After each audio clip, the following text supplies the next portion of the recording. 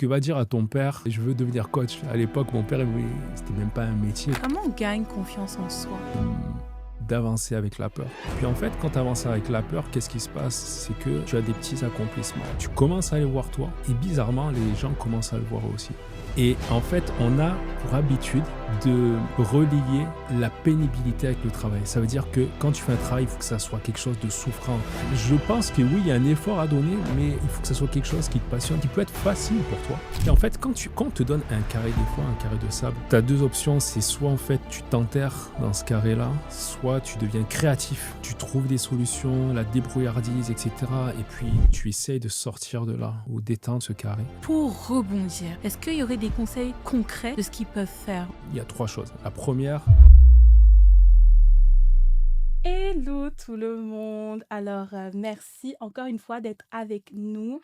Ça me fait vraiment plaisir.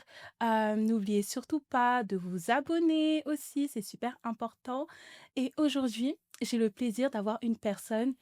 S'il y aurait un mot pour moi pour le définir, je dirais que c'est quelqu'un qui est vraiment bienveillant. C'est la première chose qui me vient en tête quand je pense à lui. C'est un grand frère, c'est... En vrai, je vais le laisser se présenter. salut Astrid, merci pour la présentation.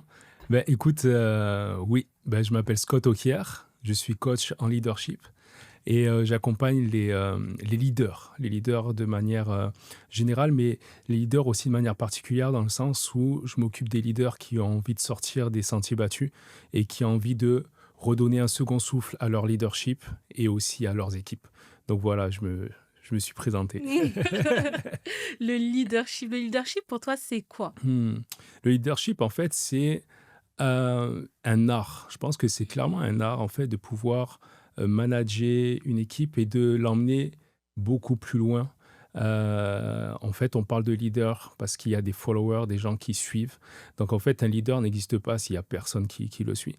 Mhm. Donc, tu le retrouves dans des équipes de travail, tu peux le retrouver aussi dans des organisations type association, etc. Mhm. Mais un leader, c'est celui qui va tirer avec toi, mais pour t'emmener beaucoup plus loin et qui a surtout une vision. Scott, merci d'être avec nous. Vraiment, en fait, je te remercie pas assez, mais vraiment merci Je t'en parce prie. que tu as été hyper ouvert directement quand je t'ai proposé de venir, de te raconter aussi, puis on aura l'occasion et tout d'en savoir un petit peu plus sur ton parcours.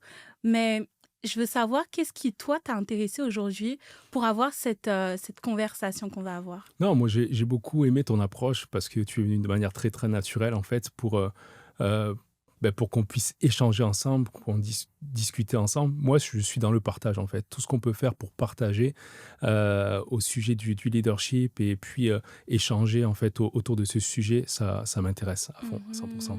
Bah, merci.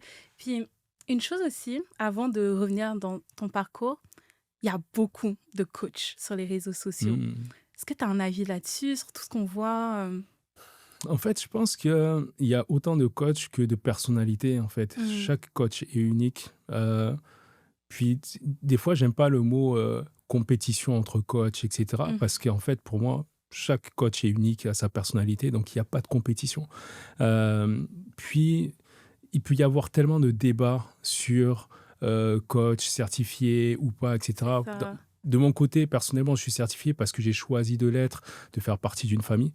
Mais je ne veux pas porter de jugement. Le Mhm. plus important, c'est qu'on puisse répondre aux besoins en fait, de l'autre. C'est vrai que je vois ça un peu comme complémentarité aussi.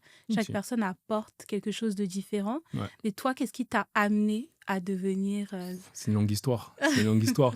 Je vais commencer peut-être par un fait qui s'est passé il y a peut-être environ 5 ans. Mhm. C'était en 2020. 2020, c'était la pandémie. Tout le monde connaît ce mot-là et tout le monde veut le fuir. Mhm. Mais 2020, c'était une période où moi, je travaillais très, très fort dans une compagnie. Et je me rappelle que j'avais les enfants à la maison, beaucoup de travail. Je commençais très tôt le matin, je finissais tard le soir. Et puis un jour, je me suis rendu compte que j'étais en train d'écrire un mail, un courriel, et que j'ai bloqué sur une phrase quasiment pendant 45 minutes. Wow. C'est comme si mon corps il s'est arrêté. Et puis, en fait, c'était le début d'un épuisement, d'une fatigue.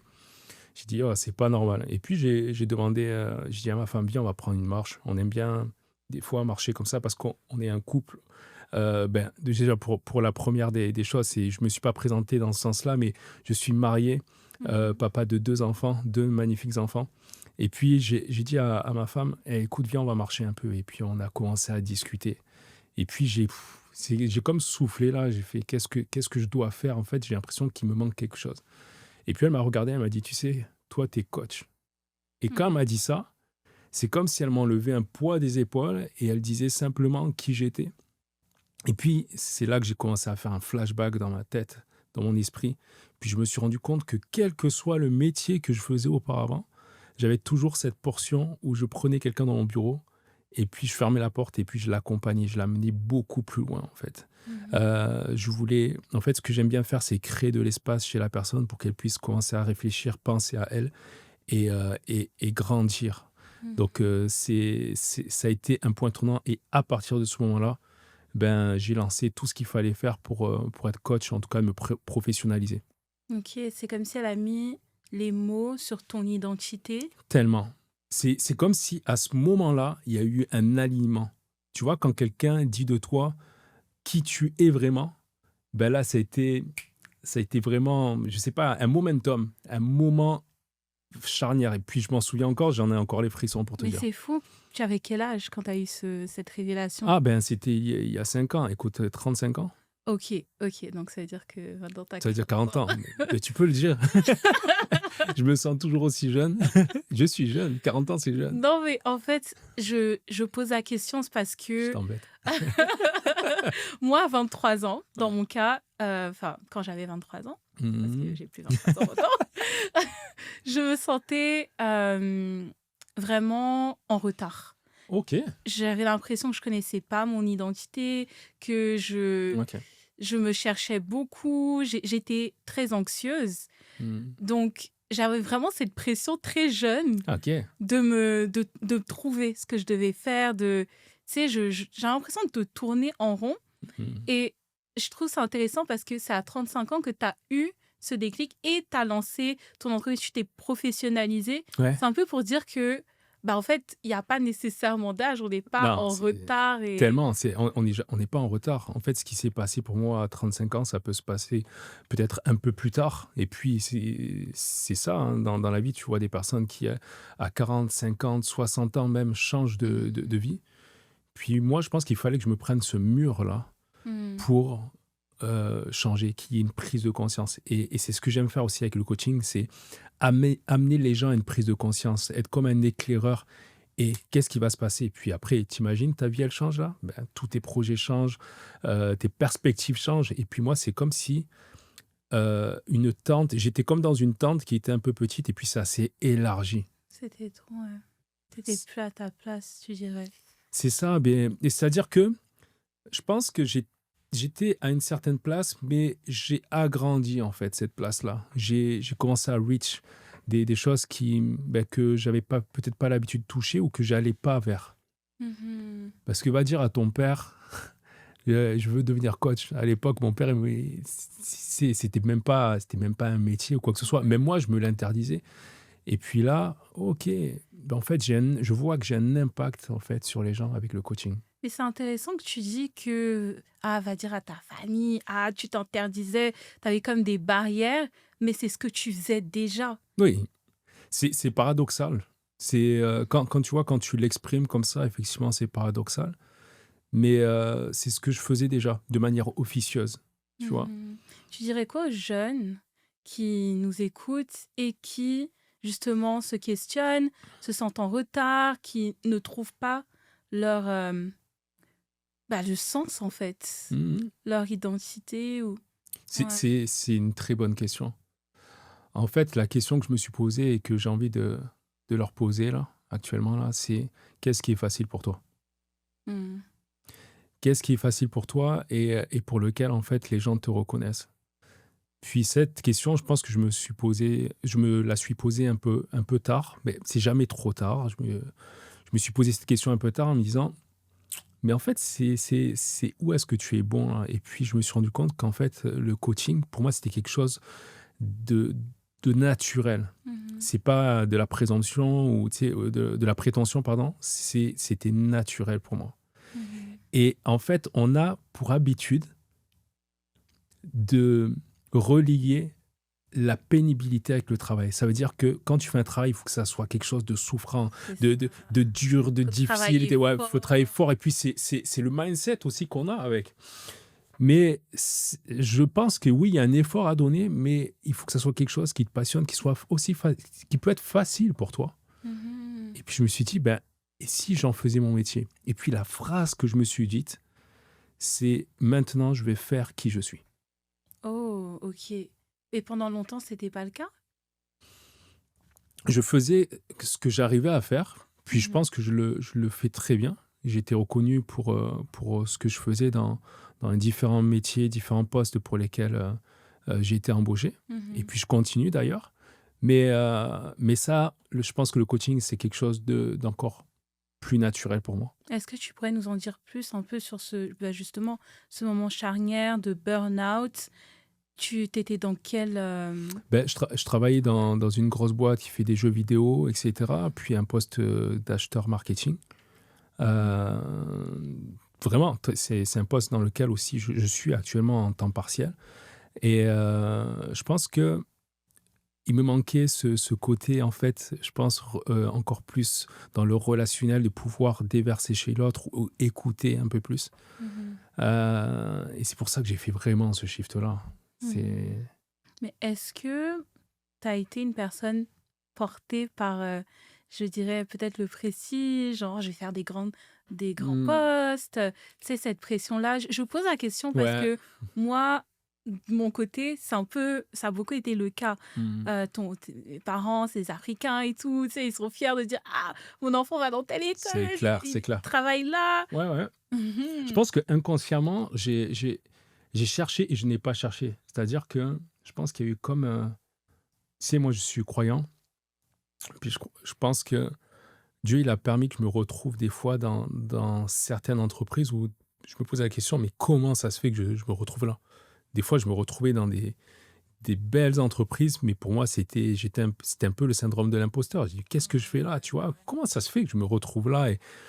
Et, et puis, au fond de moi, il y a aussi peut-être une partie où je me disais, oui, ben, j'aimerais atteindre telle ou telle position, travailler dans telle ou telle entreprise parce que c'est quand même reconnu, c'est appréciable. Et voilà, c'était un peu ça. Donc, je pense que c'est un mélange des deux, tu vois. Mhm. Hmm. D'ailleurs, parlant un peu de syndrome d'imposteur, de tout ça, Ouais. tu m'avais dit pendant la pré-entrevue Hmm. que tu as eu un moment quand tu étais jeune Ouais. où tu parlais pas. Ouais. T'osais pas parler, t'osais pas prendre la parole. Ce qui est Effectivement. étonnant parce Ouais. qu'aujourd'hui, tu es une personne vraiment... Ouais. en tout cas, dès que j'ouvre mon feed sur LinkedIn, c'est la première personne que je vois. Donc, tu es vraiment vocale. Ouais, je suis vocal, c'est vrai. Mais ça n'a pas toujours été le cas. Euh, je vais revenir effectivement sur quelque chose, mais par exemple, je prends l'exemple quand j'étais beaucoup plus petit, quand ma mère me disait, écoute Scott, va faire les courses ou bien va acheter du pain. Je te prends un exemple Mhm. d'aller chez le boulanger. Je donnais en fait l'argent pour acheter le pain. Le boulanger me donnait le pain, je le récupérais et puis je partais en courant pour ne pas le voir et même je laissais la monnaie jusqu'à l'âge de mes peut-être 15 ans. C'est la J'ai laissé la monnaie. Et T'as puis, pas tapé. ah, on m'a bien grondé là, pour te dire, parce que des fois je revenais juste avec le pain, mais la monnaie, je la laissais. Dans des situations où jusqu'à l'âge de mes 15 ans, c'était ma mère qui a appelé pour prendre mes rendez-vous médicaux. Tout ça pour t'expliquer qu'en fait, à l'âge de 5 ans, qu'est-ce qui s'est passé? Et je pense que ça a été un moment très charnière dans ma vie. J'étais dans une école et puis, tu sais, les enfants, entre eux, là, ils sont des fois un peu méchants. Et puis, il y a plusieurs qui m'ont pris en grippe en m'insultant, sale noire, ta peau est sale. Euh, Tu sais, que des choses méchantes par rapport à ma couleur de peau. Puis, en fait, je pense qu'un jour, j'ai dit, ça suffit. Hmm. Au lieu de vouloir frapper qui que ce soit, etc., je suis rentré chez moi. Je me rappelle, j'ai traversé un long couloir qu'on avait là dans notre appartement. Et puis, j'ai ouvert un placard. Et puis là, j'ai pris un objet bien particulier qui appartenait à mon père. C'était un pot de peinture blanche. J'ai mis ma main dedans, tout Waouh, entière. Et puis, j'ai commencé à m'en mettre sur le visage. waouh. À ce moment-là, ma mère est rentrée dans la pièce et elle a commencé à me crier dessus parce qu'elle dit: «Qu'est-ce que tu fais? Pourquoi tu te salis et tout?» Puis je regardais ma mère droit dans les yeux et je lui ai dit: «Écoute, maman, c'est pas ça. C'est juste que j'ai la mauvaise couleur de peau.» Mmh. Et quand, tu sais, une mère, elle entend ça, elle était complètement Ouais, désarmée. c'est Elle violent. elle a commencé à pleurer. Puis elle a commencé à me dire: mais non, sois fier de qui tu es, etc. Mais tu sais, le mal avait été fait. Mmh. Donc, tu disais, quand j'étais petit, je parlais pas. Effectivement, ce qui s'est passé, c'est que j'étais un enfant qui était très, très joyeux, volubile, etc. Et puis, je me rappelle, là, quand je suis retourné en classe, à partir de ce jour-là, c'est comme si j'arrêtais de parler. Mmh. Puis, quand il y avait les professeurs qui posaient des questions, etc., j'avais les réponses, je me taisais. Mais la double peine, c'est que j'avais la réponse et quelqu'un d'autre donnait la réponse. Et puis, je me disais: «Tu es nul parce que t'as pas répondu, en fait, tu avais la réponse.»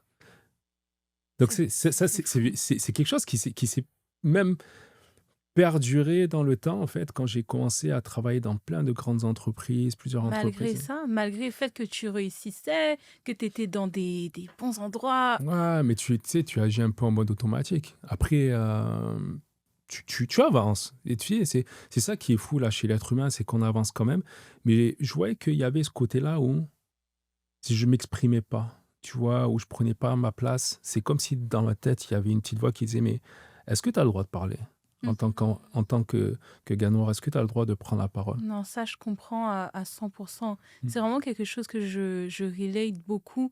Surtout, en tout cas, moi, j'ai eu cet enjeu-là. C'était plus dans le monde professionnel Ouais, où, quand il y avait des moments où fallait prendre la parole, ouais. où on se tournait vers moi, parce Mhm. que j'étais la seule qui n'avait pas encore parlé, je réfléchissais au moindre mot, je me demandais, ok, mais j'aurais l'air de quoi? Qu'est-ce qu'ils vont Mm. penser de moi? Wow. C'était beaucoup ça, cette idée limitante de, même là, me lever, faire un podcast, on a quand même des idées limitantes de, mais qu'est-ce qu'ils vont dire? Est-ce que mes cheveux ont l'air bien à la caméra? T'as toute cette pression, c'est comme s'il y avait un autre regard Mm, à c'est part bon le ça. tien. Mhm. Mais Je j'aimerais comprends. même te reposer la question. Excuse-moi, c'est des formations professionnelles. Mais, mais pourquoi? Pourquoi? Pourquoi, en fait, ce regard extérieur a-t-il un impact si grand chez toi? Waouh, il prend le contrôle du podcast. Non, mais honnêtement, je peux répondre. Hmm. C'est, je pense, hein, c'est vraiment peut-être même pas la... Tu vois, là, j'essaye même de donner la bonne réponse. Mais tac au tac, comme ça, je dirais que c'est comme si je me suis dit, j'ai pas le droit. Wow. Ouais, j'ai pas le droit de faire des erreurs. Je l'ai intériorisé très jeune. Hmm. Ouais, vraiment très très jeune, je l'ai intériorisé que j'ai pas le droit ou peut-être que je suis pas à ma place, que eux, ils peuvent le faire ou ça a l'air sorcier. Ouais, Mais au bout d'un moment, je sais pas quand, j'ai l'impression que c'était peut-être en 2023 ouais, que j'ai réalisé, en fait, c'est pas sorcier. ouais. Je peux tout faire. Effectivement, j'aime trop ta phrase là, je peux tout faire. Parce que moi, c'est clairement mon mindset aujourd'hui, c'est sky is the limit. Mhm. Rien n'est impossible, honnêtement. Puis, je pense que, tu vois, ce qui m'est arrivé, finalement, ça a servi pour mon bien. Parce que quand tu fermes la bouche de quelqu'un, il y a d'autres sens qui prennent place, qui se mettent à fonctionner, mais de manière beaucoup plus sensible. Mhm. J'ai commencé à observer, écoute, je voyais tout ce qui se passait dans une pièce. Ouais, c'est Le fou. comportement des gens, celui qui va lever la main à tel moment, pourquoi son regard, etc. J'ai devenu, tu sais, quelqu'un qui observait tout, puis qui Mhm. écoutait. L'écoute. Et puis ça fait un lien aussi avec le fait que je sois musicien. C'est quelque chose, je pense, qui s'est développé avec le temps et qui a, je pense, ouvert la voie pour que je devienne coach. T'es devenu hypersensible. Ah oui, hypersensible. Tu sais, moi, quand j'arrive des fois dans un endroit, je regarde, puis, et je sens, et en fait, c'est très important d'être hypersensible quand tu es coach, en tout cas, d'être sensible aux choses, Mmh. parce que beaucoup de choses ne passent pas par la parole, mais Mmh. ça peut passer par les gestes, par une attitude, et c'est important, en fait, de capter ces choses chez l'autre. Ouais, je crois qu'il y avait quelqu'un qui disait que c'est 80% du langage est non verbal. C'est ça, même beaucoup plus. En fait, on dit exactement que 7% ne prend en compte que la partie verbale. Donc, on va dire que 93%, en fait, Waouh! aujourd'hui, prend tout ce qui est non-verbal, paraverbal, etc. Comment on gagne confiance en soi, en Hmm, fait?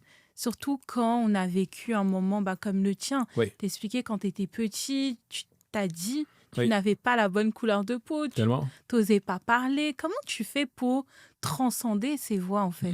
En fait, je pense qu'il y a beaucoup de choses qui contribuent à ça. Bien sûr, il y a l'entourage, etc. Moi, j'avoue que j'ai eu un entourage hyper bienveillant. J'ai Mmh. une femme extraordinaire qui c'est vraiment une équipière, tu sais, quand tu es avec quelqu'un là, et je pense que tu sais de quoi je parle, mais quand tu es avec quelqu'un qui est avec toi et qui te soutient pour, dans tout ce que tu fais et qui te félicite aussi dans tes accomplissements, ça aide. Je C'est pense vrai. que un des points qui a fait la différence, il y a 2 points qui ont fait la différence chez moi, c'est ma foi, clairement, ma foi en Dieu, et le deuxième point, c'est le fait d'avancer, même avec Mmh. la peur. Avancer avec la peur. C'est-à-dire que, on a tendance, et puis je vais prendre, une analogie là. Quand tu es en train, entre guillemets, de te noyer, Mmh. on te dit souvent: «Il faut que tu restes calme». Ouais. Parce que si tu t'agites, tu vas perdre des forces et tu vas vraiment t'enfoncer. Ah, c'est vrai, c'est vrai. Ouais. Donc moi, ce que j'ai fait là, c'est ce que j'ai décidé de faire, c'est d'avancer avec la peur. Puis en fait, quand tu avances avec la peur, qu'est-ce qui se passe? C'est que tu as des petits accomplissements. Tu commences à les voir toi, et bizarrement, les gens commencent à le voir aussi. Mmh. Et c'est pas on doit être dépendant de ce que pensent les gens, au contraire, mais tu vas avoir quand même des mots de reconnaissance, des accomplissements, et puis ça va te redonner la confiance. En fait, c'est juste un balancier, en fait. C'est plus ta confiance grandit, plus ta peur disparaît. Ouais, mais c'est tellement contre-intuitif parce que on veut toujours attendre le bon moment. C'est vrai. Ouais.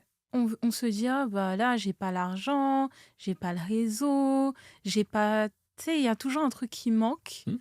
pour se dire, ok, je vais le faire. Tu sais, parce que là, un peu ce que tu dis, c'est just do it. Ah, là, tu parles vraiment d'entamer, en fait, par exemple, une carrière dans le coaching, ou Ça peut être ça, ça peut être le coaching, ça peut être autre chose. C'est OK, vraiment parce que tu as dit, tu avances avec la peur. effectivement. Ben oui. Mais au début, quand tu as fait le coaching, est-ce que tu connaissais des gens dans le milieu? Est-ce que Non. c'était nouveau pour Ah, toi? mais j'ai aucun réseau ici. T'es parti de zéro. Ben oui, c'est ça, tu pars de zéro. Mais c'est quoi le coaching finalement? C'est écouter l'autre, accompagner l'autre. Puis l'autre, ça peut être n'importe qui. Ça peut être. Puis je l'avais déjà fait auparavant de manière officieuse. Donc, Mhm. que tu le veuilles ou non, tu commences dans ton entourage, puis tu aides, puis les gens le reconnaissent.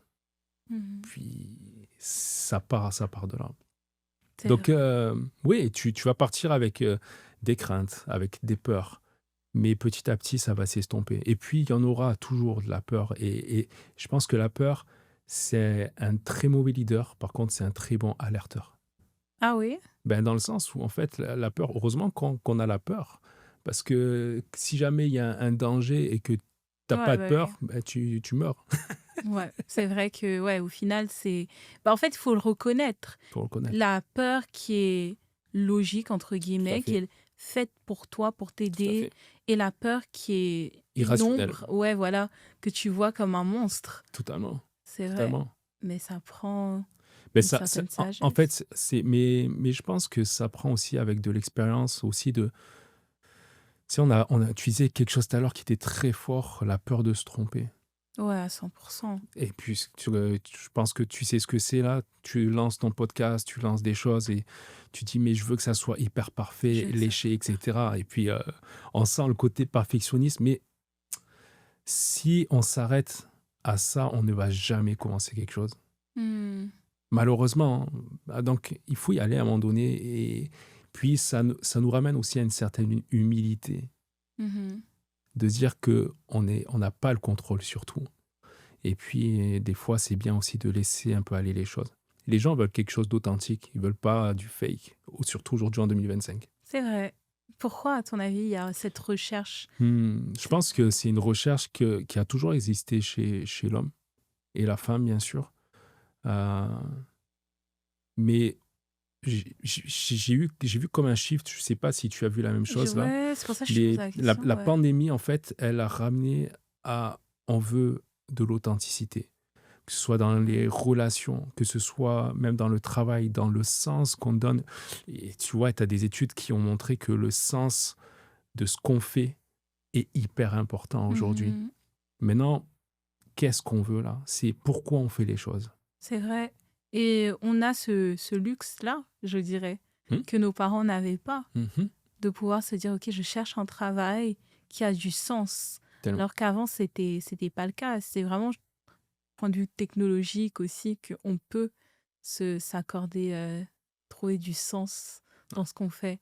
Mais je le dis parce que vraiment, je dirais que, en tout cas, la plupart des jeunes, Mhm. c'est vraiment cette recherche-là de trouver du sens, que ta vie Tellement, ait du sens. tellement, tellement. Trouver ta voie, trouver qui tu es, prendre ta place, Mhm. faire un adulte de toi. Ouais, c'est Ouais. vrai.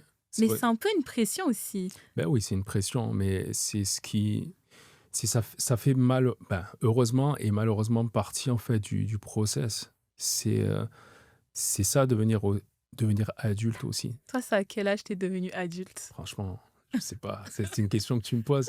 On m'a toujours dit que faisais un peu plus vieux que mon âge, façon de parler là dans ma tête. Mais dans le sens où je pense que j'ai réfléchi à ces choses très tôt. Mhm. Euh, Tu sais, moi, je suis le premier garçon de ma famille. Donc, c'est sûr que on m'a sensibilisé très vite aux responsabilités, à réfléchir au futur. Puis, je pense que mes parents aussi ont investi dans mon éducation, dans mon parcours académique. Mhm. Donc, je pense que j'ai réfléchi très tôt à ces choses-là. Mhm. Une chose aussi intéressante sur laquelle j'aimerais vraiment Ouais, qu'on parle un peu, ouais, c'est bah, d'où tu viens. Tu m'avais dit dans ouais, tes mots ouais, que tu viens d'un quartier ouais, qui est considéré comme difficile, ouais, effectivement. stigmatisé, il y a tout Totalement, ça, totalement. mais tu as réussi à sortir de ce que on se disait de toi, que vous, les gens de ce quartier-là, Ah, voilà, vous devez aller dans... c'est ça. Après, c'est quelque chose que je peux que comprendre, hein. En France, c'est beaucoup comme ça. On va Hmm, te mettre dans des ZEP, on va te hmm, mettre quelque part où totalement. tu sais que c'est compliqué. Non, mais je me souviens d'épisodes où euh, des fois on était le seul collège qui n'était pas invité à des événements, etc. parce qu'on venait de tel C'est endroit. fou quand même. Mais c'était... Vous êtes jeune là au Ah oui, collège. on le savait. Mais en même temps, en fait, moi, je suis très fier, encore actuellement aujourd'hui, de mon quartier parce qu'il y a plein de gens, en fait, qui ont bâti des choses, Qui sont ben, talentueux. en fait, quand on te donne un carré, des fois, un carré de sable, une façon de parler qui est un peu petit, un peu étroit, tu as deux manières, en fait, de le voir. C'est soit, et c'est pas facile, là, je suis pas en train de porter un jugement sur qui que ce soit, mais c'est vraiment pas évident.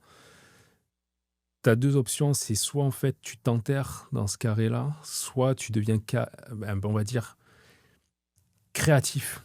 Mhm. Tu trouves des solutions, la débrouillardise, etc. Et puis, tu essayes de sortir de là ou d'éteindre ce carré. Et puis, oui, c'est un quartier qui était difficile, qu'il est toujours, avec de la violence, etc.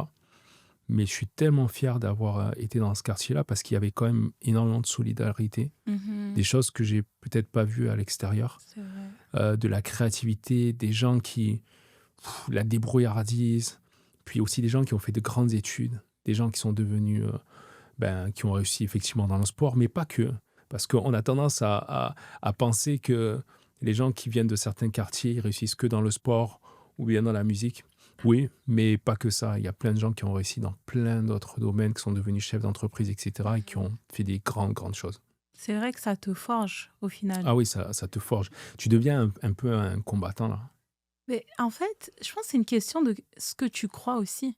Parce que si tu l'intériorises, le fait qu'on te dise tu viens d'un quartier, donc tu ne pourras pas accéder à X, Mhm. Y, Z, Mhm. c'est c'est ça. Est-ce que tu y crois ou pas? C'est ça. Est-ce que tu considères que c'est une fatalité? Est-ce que tu crois justement à ces mensonges qui te disent, ben, tu fais partie de ce quartier, donc ça veut dire que tu vas pas réussir.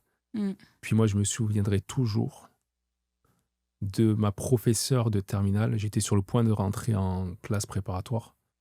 Ben, en tout cas, je postulais pour entrer en classe préparatoire pour entrer dans les grandes écoles, pour aller dans les grandes écoles de commerce.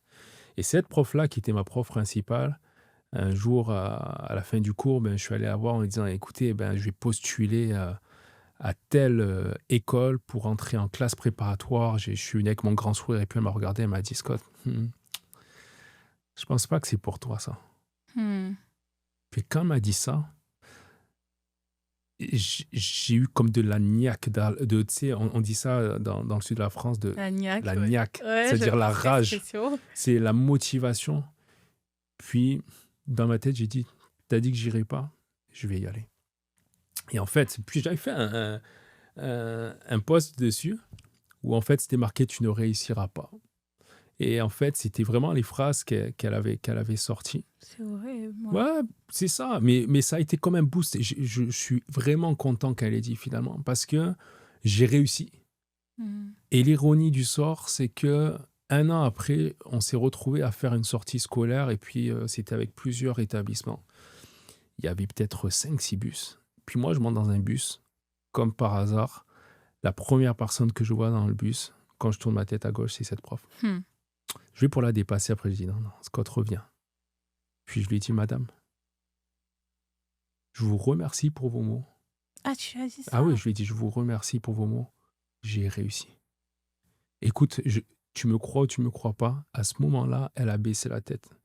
Mais qu'est-ce que tu veux dire à ça? Ça. Quand en fait, tu veux mettre un peu des paroles, je vais dire, de fatalité, je dirais même de mort sur quelqu'un, Sur des et jeunes. puis tu vois que la personne, elle a envie, ben, moi, je suis triste pour elle parce que je pense que peut-être que je suis pas la seule personne à qui elle dit ça. À 100%. Et moi, ça a été un effet, j'ai rebondi dessus, pas parce que je suis exceptionnel, c'est juste parce que ça a été un électrochoc, mais peut-être que quelqu'un, elle a enterré.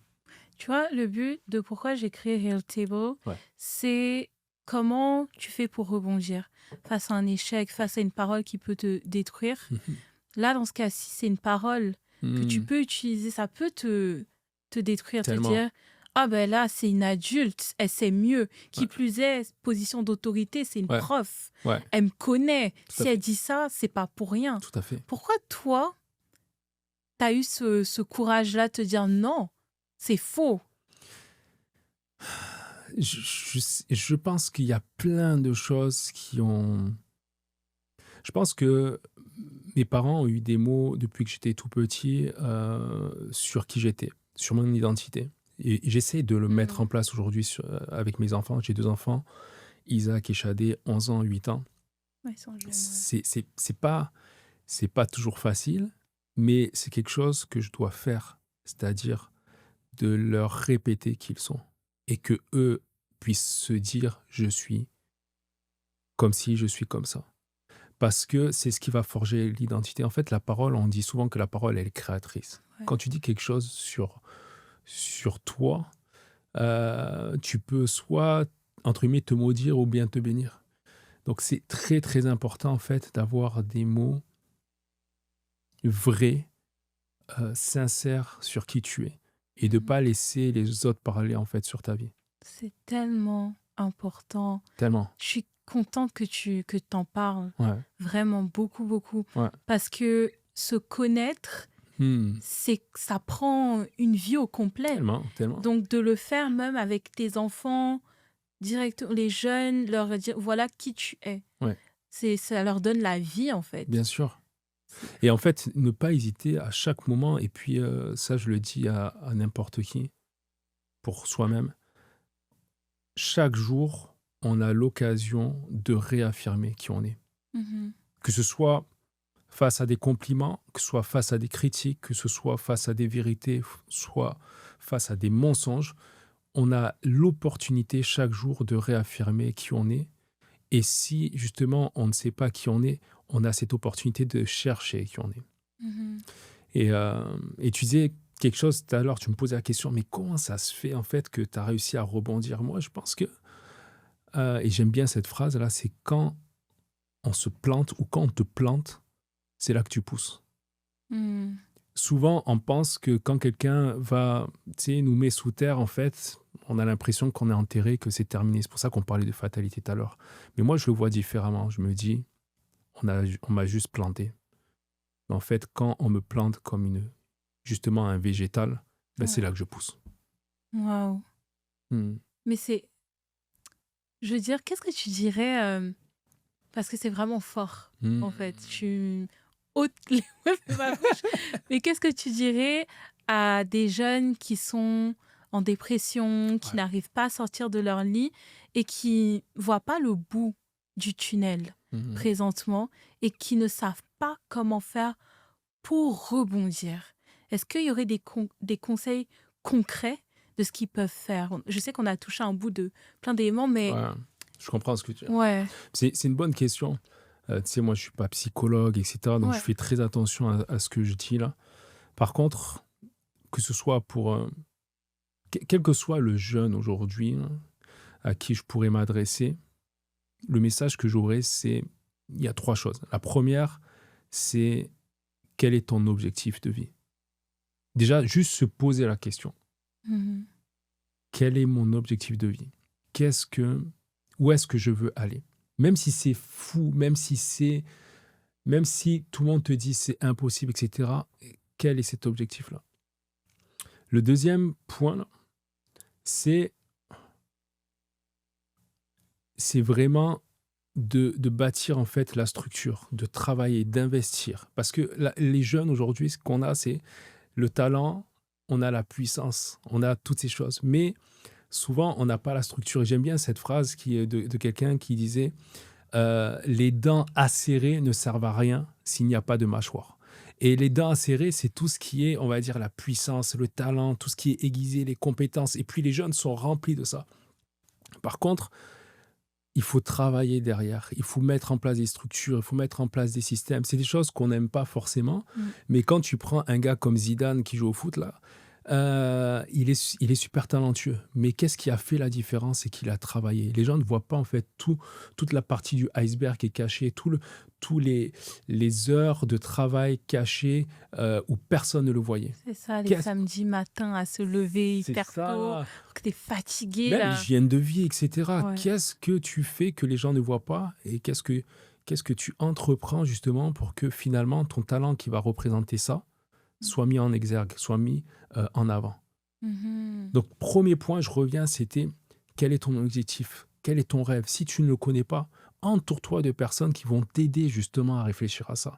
Parce que moi, je crois dans la communauté, dans des mentors, dans des coachs, peut-être des collègues, des pères ou des amis autour de toi. Commence à discuter. Parce qu'en fait, un rêve, là, ça commence par toi, mais ça peut être aussi partagé. Et puis, tu peux le faire grandir. Des gens qui vont croire en toi. Deuxième point, c'est mets en place la structure, investis en toi, commence à faire des choses. Et puis, si jamais tu n'as pas tous les éléments, ben, entoure-toi aussi de personnes. Mhm. Et puis, le troisième point, qui est hyper important en 2025 pour moi, là, c'est être soi-même. Arrêter de se comparer. Eh, mais c'est dur, hein? Ah, c'est dur, c'est vrai, parce que là, tu vois, on a des téléphones, on a les réseaux sociaux, etc. Puis la première chose que tu vois là, quand tu as les réseaux sociaux, c'est quelqu'un qui est plus beau que toi, qui est plus riche que toi, qui a mieux réussi que toi. On dirait que tout le monde est plus riche que C'est moi. ça, c'est ça. Que nous tous, Maintenant, je à l'heure dis, actuelle. aujourd'hui, sois toi-même et pense qu'il y a quelque chose là, que tu le veuilles ou non, c'est que tu es unique. Que tu le veuilles ou non, tu es unique. Tu as une empreinte digitale, il n'y en a pas deux qui l'ont comme toi. Tu es unique. Donc, à partir de là, qu'est-ce que tu dois faire? Tu dois faire quelque chose d'unique. Quelque Mhm. chose qui te ressemble, toi. Et puis, j'aime bien ce proverbe africain qui dit « Soyez vous-même, il n'y a que les poissons morts qui suivent le courant. Hmm. Les poissons morts qui Mm. suivent le courant. C'est ça. Ah. Si tu es vivant là, tu vas aller à contre-courant. Tu vas faire des choses que personne ne fait. Commence à te poser la question. Qui suis-je? C'est une question qui fait peur, mais c'est Mais une question qui est nécessaire. c'est fort ce que tu dis. En fait, c'est comme si tu dis ta vitalité se trouve dans ton unicité. Tellement, C'est fou. tellement. Et aujourd'hui, on nous demande d'être tous pareils. Mm. On demande d'être tous pareils, d'avoir les mêmes patterns, d'avoir les mêmes, tu sais, les mêmes méthodes, etc. Mais les gens qui se démarquent sont ceux qui vont faire la différence. Mm. C'est tout. C'est vrai. C'est oser être soi, Vous êtes soi. oser prendre la parole. C'est vrai. C'est vrai. Oser prendre la parole, oser. Tu sais, des fois, parce que moi, par exemple, j'ai un côté, tu le disais tout à l'heure, j'ai un côté bienveillant. Mm. Mais moi, je peux trouver ça que c'était une faiblesse. Je pensais que c'était une faiblesse. D'être bienveillant, d'être gentil. Et puis, c'est bizarre, tu sais, je me disais, ouais, mais attends, Scott, tu vas te lancer un jour dans le business, mais t'es trop gentil. Et puis, les gens me le faisaient sentir un peu. Puis non, en fait, je me rends compte que c'est une force, au contraire. Ah Et oui? puis, ah ouais, Pourquoi tu vois ça comme une force, dis-moi? que tu le veuilles ou non, en fait, celui qui est bienveillant, il va créer la confiance chez l'autre. Mm. Il va créer un temps, tu sais, qui va s'arrêter.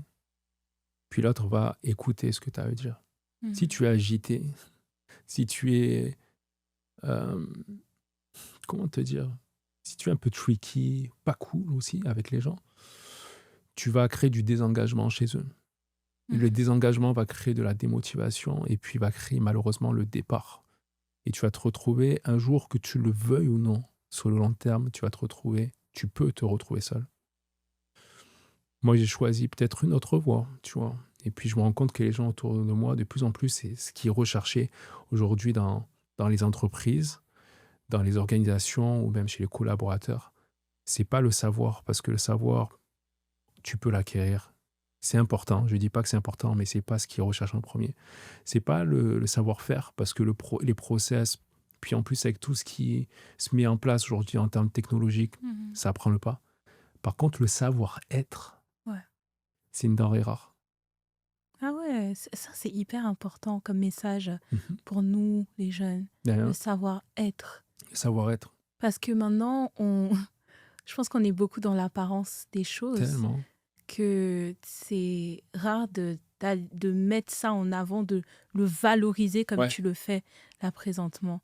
On se dit, ah, je vais faire tel diplôme, je vais faire ci, je vais faire ça, je vais faire ça. Je sais pas que c'est pas important Non, de se former, il faut. mais au détriment de des soft skills. C'est ça. Ouais. Mais moi, je les appelle même plus les soft skills. Je Ah les oui. appelle les special skills.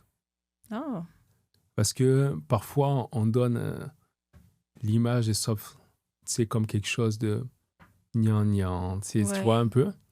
Mais je pense que c'est quelque chose de très fort.